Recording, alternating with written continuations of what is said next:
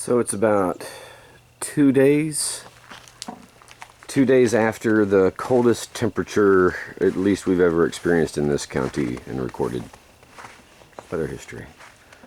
And I wanted to do a video because we also have some snow, which for Texans this is a lot. And I wanted to show what my little starting farm is going to have to put up with. Yeah, there's a French sorrel buried under there. Let's see what happens. A lot of stuff is dormant. Pawpaws and hickories and muscadine grapes from my father. And native wild onion. This is native to this county. And I think it's going to be just fine. Seems to actually prefer it.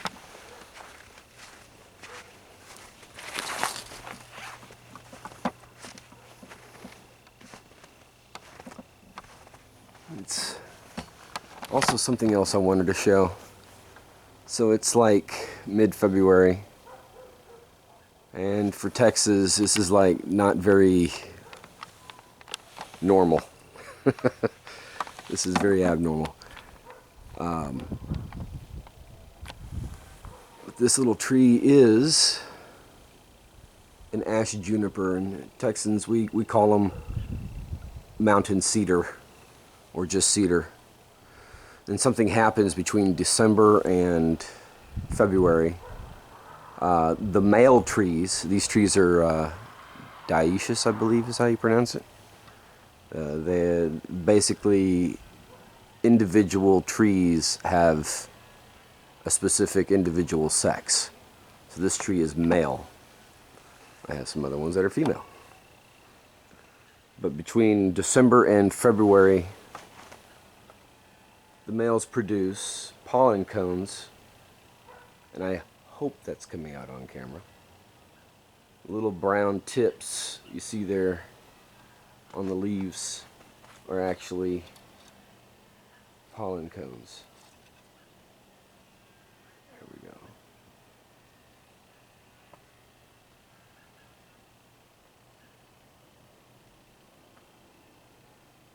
Right now this particular tree, the cones have turned brown, they've released their pollen.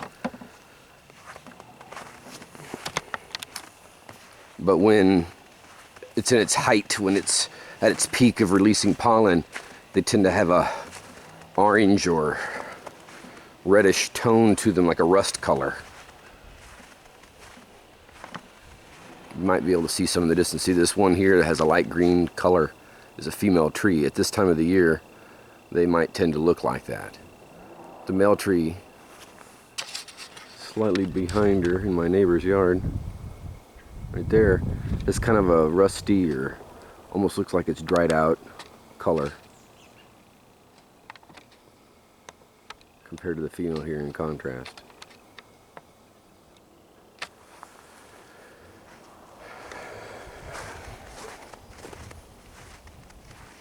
That is an artichoke.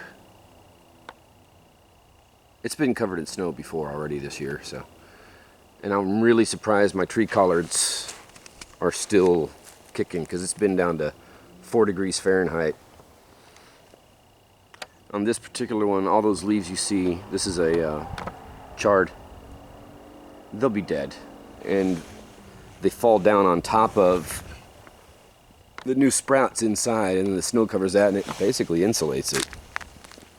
I'm very surprised about those tree collards. I had a huge tree collard, and I harvested probably 60% of it, and saved the stems for cuttings to restart, because I figured they would be dead.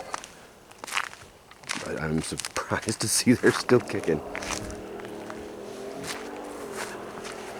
This is more wild onion.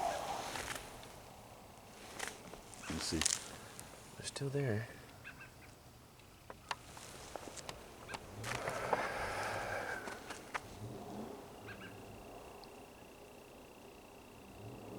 If you see the picture shaking, it's because I'm cold. That's how you know this video would be kind of short. Oh, I've got a few tree collards alive over there. I can't believe they've survived this. It's multiple nights down below 5 degrees Fahrenheit.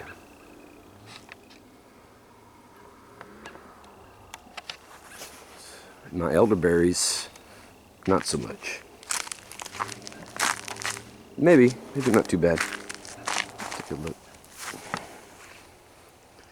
Yeah, you see he's taking a beating, but he's still not too bad up top. Maybe we'll get lucky. My hand is frozen. I'm going inside.